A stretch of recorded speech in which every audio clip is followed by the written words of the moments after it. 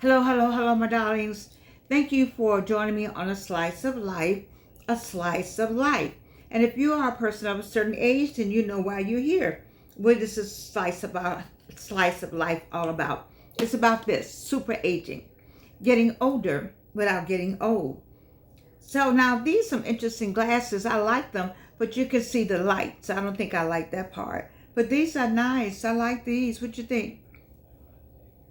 Nice, nice, nice, nice. Nice, nice, nice.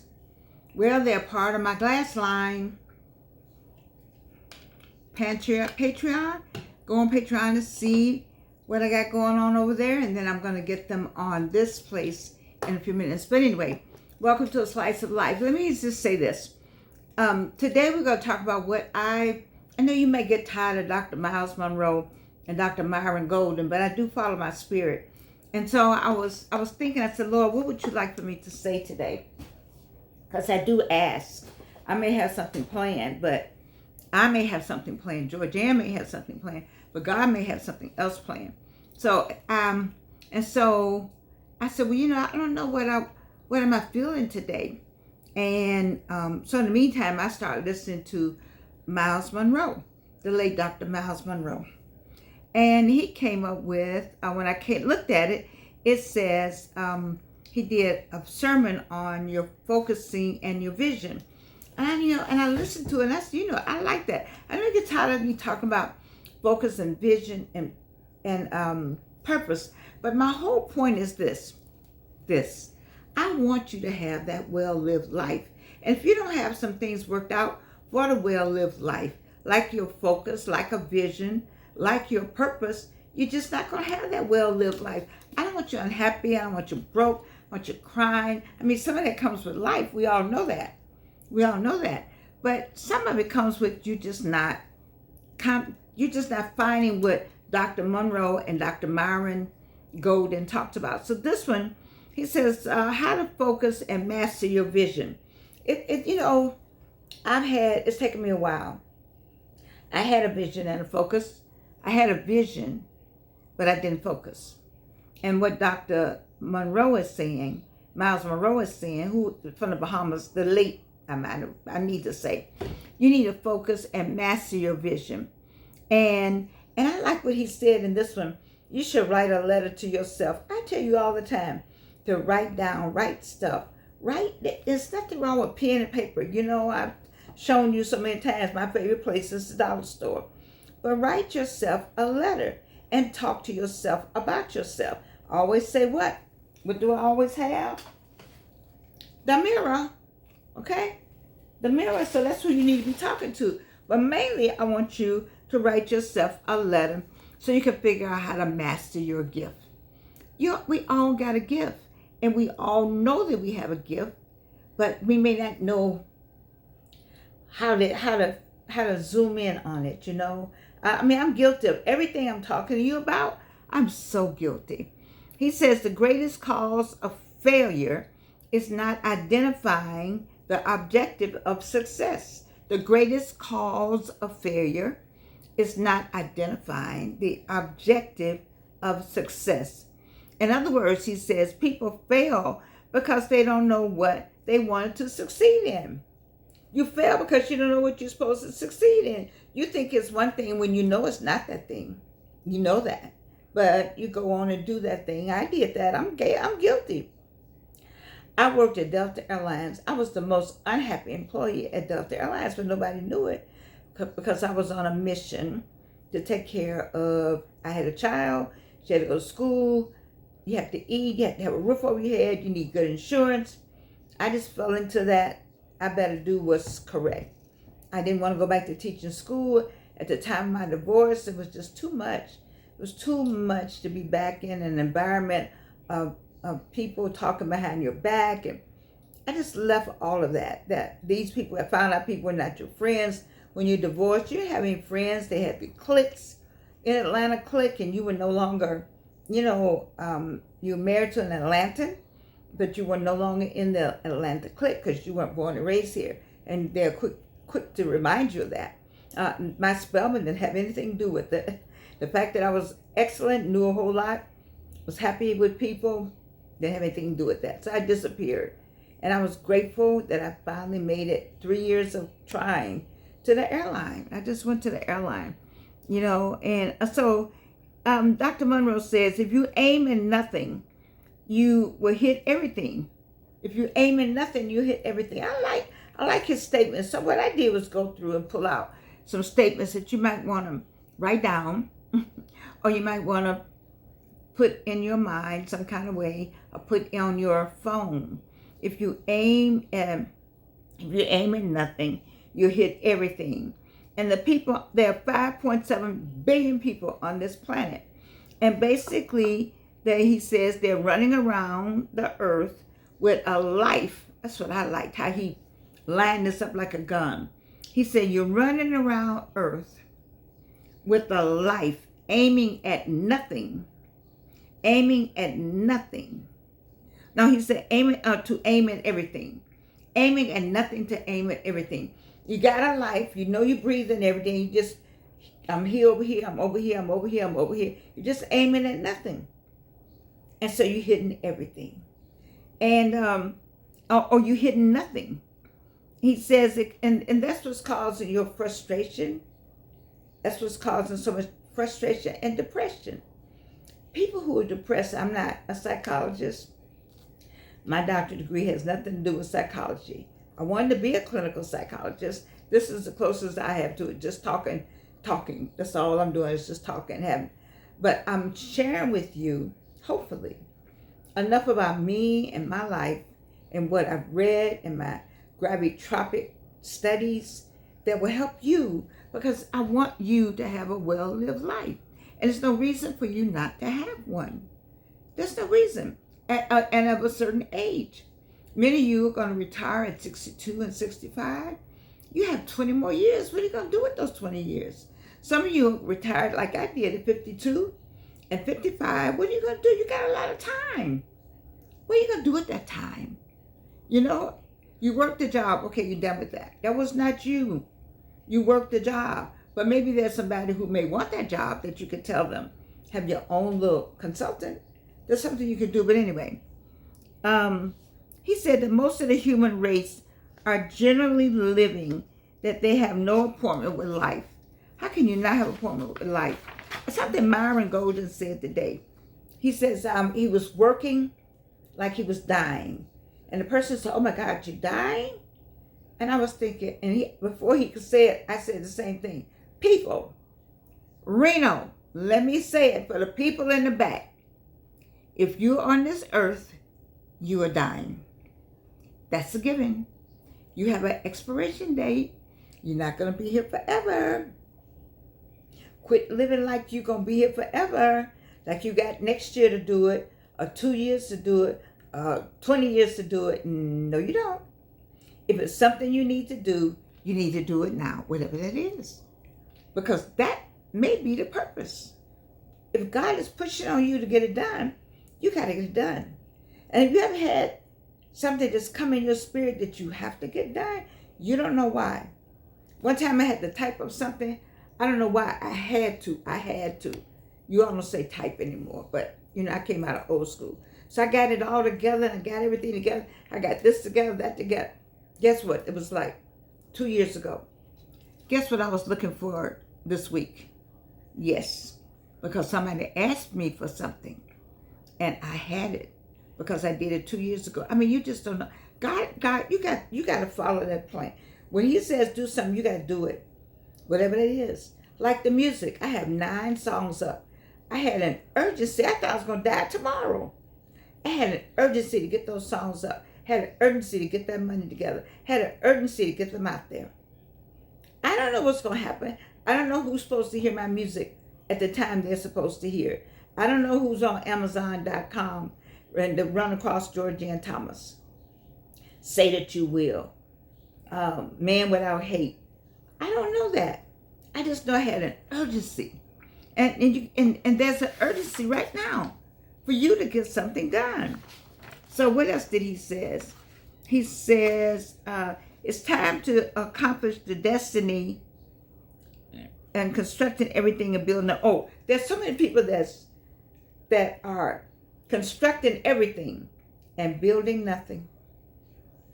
Let me say it again, Reno. For the people in the back, there are a number of you out there, a number of you, and I was one of you, that was constructing everything and building nothing. What's my next thing? He says on Friday, ooh, you can't wait till Friday. You're so tired on Friday. And Dr. Miles says, you tired on Friday.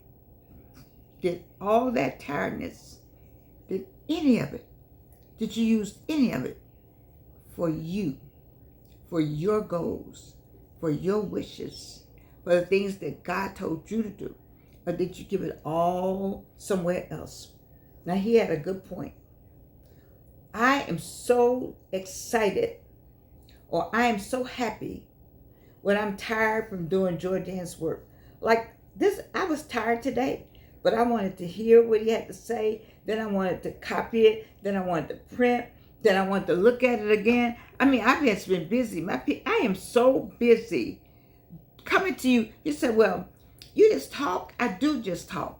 Trust me, I just talk. But I have some things in mind. I have what God has told me to say. And then I have, sometimes I write something like today. I wanted to print off something. Then I want to cut and paste some other thing. Then I have to get together what I want to wear and what jewelry I want. I mean, it takes a lot to get this program together. But I love it. I'm so happy when I do it. People know, are you doing your show? Is it time for your show? My daughter say, what time is the show? I mean, because people know. It brings me so much joy. What brings you joy? See, it brings me joy knowing that hopefully something I'm saying is going to help you. I used to think being kind was a bad thing.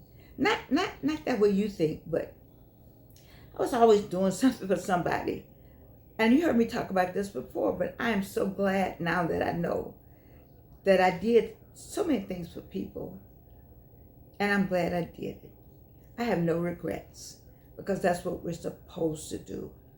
And I didn't know it was something I was supposed to do.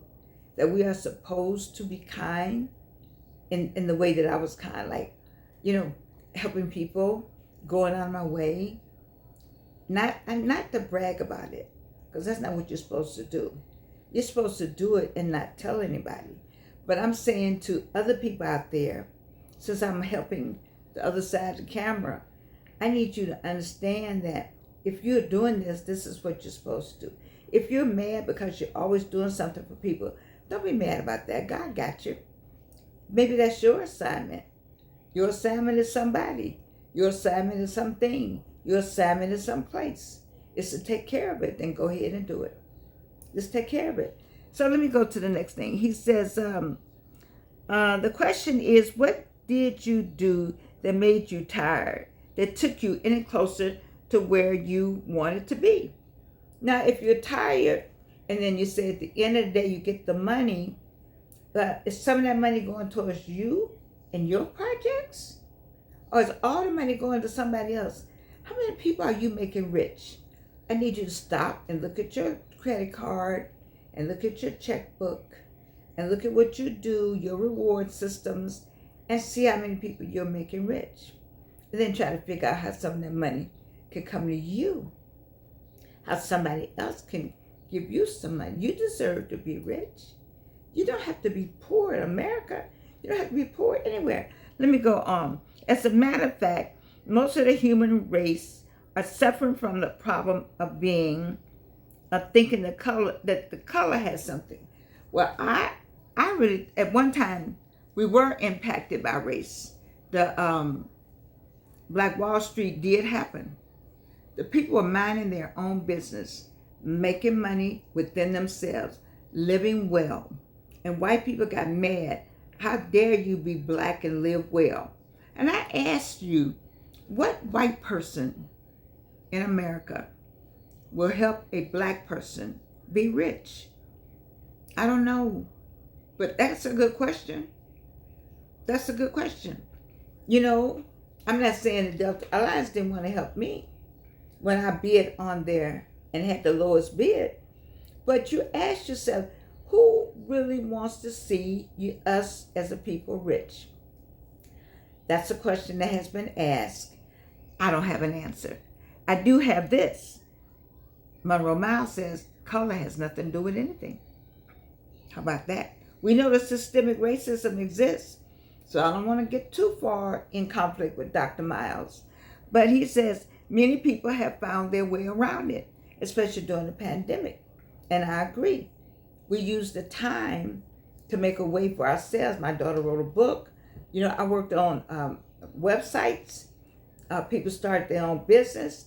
I think it's the problem is I got to get the system. Stax Record. What's the name of it? Anyways, not Stax Record on YouTube, but Stax Record documentary that's on HBO. One of the gentlemen, somebody says, a white person says, this is how we destroy a black business or black people. We first try to buy them out, and then the next thing, I don't know what the next thing was, he said, and then we crush them by stopping the money. And that's what happened with Stax. I got to go back and watch that, because right now people are in business. We're in business with one another. Hopefully you're in business and people don't know you're black or white or purple and green online, which I'm grateful for that. I tried to do something, but I put my face up there and I didn't get a sale. That was in the early 2000s, not a sale. People went and bought Revlon. They didn't buy Georgian skin treats, you see. And so I think sometimes we still have to hide. But he is saying that it doesn't matter. So maybe nowadays, we're in 2024. Maybe he may be right about it doesn't matter. He said it doesn't matter if you're pink or red or whatever you are. It really doesn't count. It's whether you're a success or a failure. You know, and that's something to think about. Now it's a new day out here. You know, TikTok people make a lot of money. People are making money. For me to be able to offer sunglasses, I never thought I'd be able to offer sunglasses. So he has some point there. I just need to get them up and people buy them. So he's saying that here's the thing. There's another color that people live in, and that's beige. And they said people who live in the beige, instead of living in black and white, are indecisive. You got to be black or white, yes or no. Get out here and make something happen for yourself. You got to decide what that is. So you got to be black and white. You can't be, I'm thinking about it. I guess I'll do it next week. Well, I'm not sure. All those excuses, you know. He says, I'm so sorry that so many people in the world have really worked hard and accomplished nothing. That's something to think about. You think about people who work so hard on a job. They come home every night.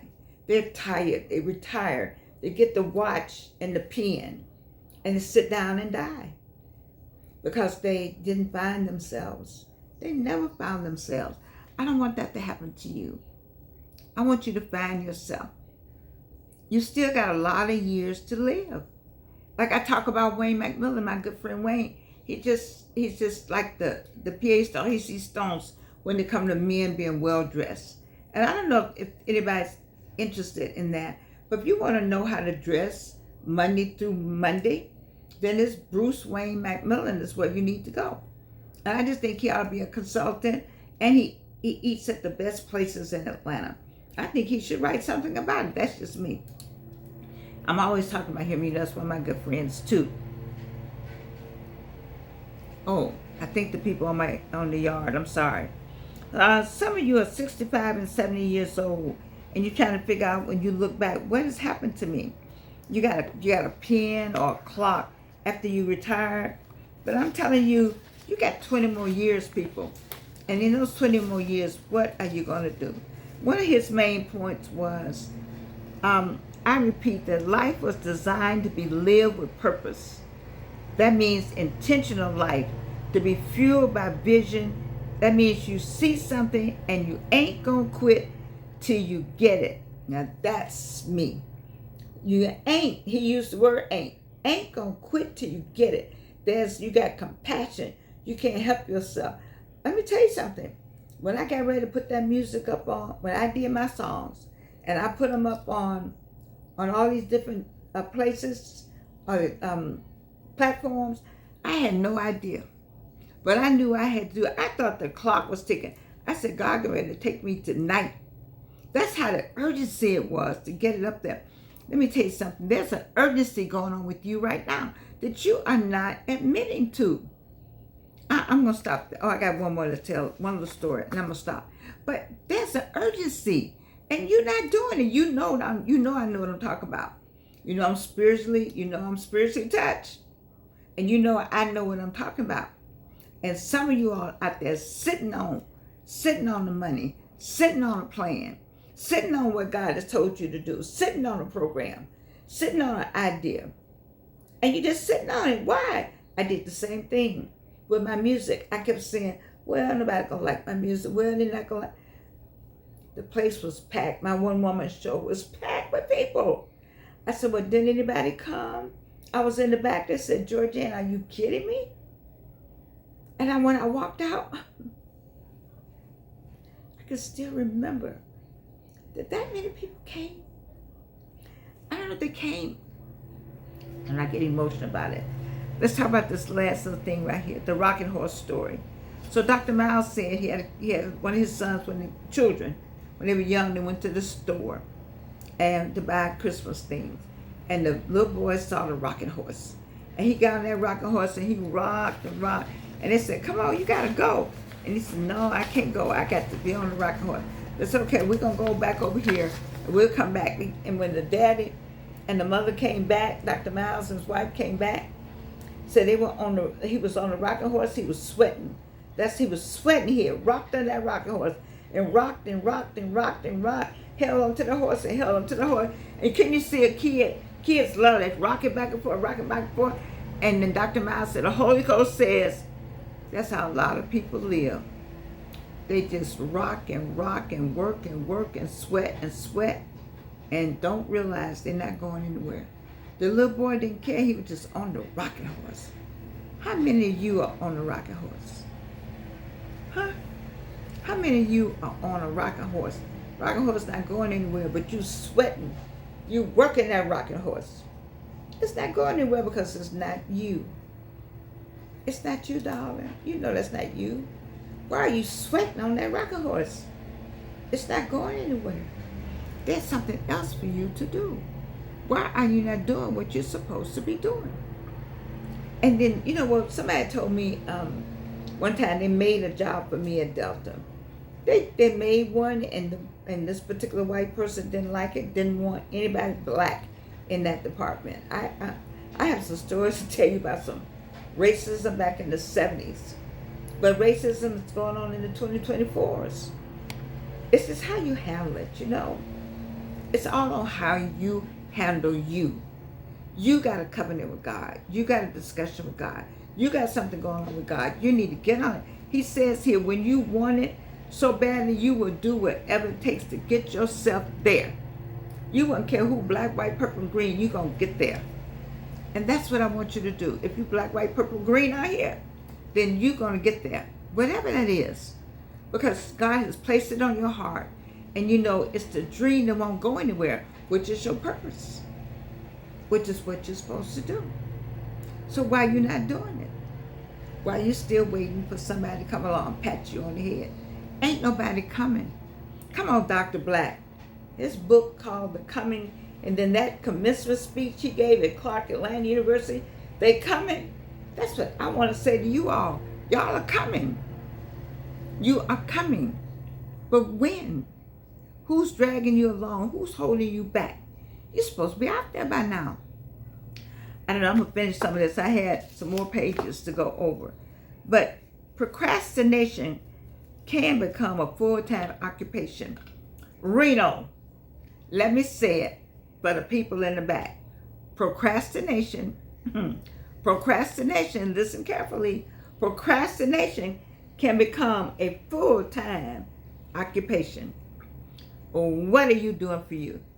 Janet Jackson says, what have you done for me lately? What have you done for you lately? I love you. And you can't do anything about it.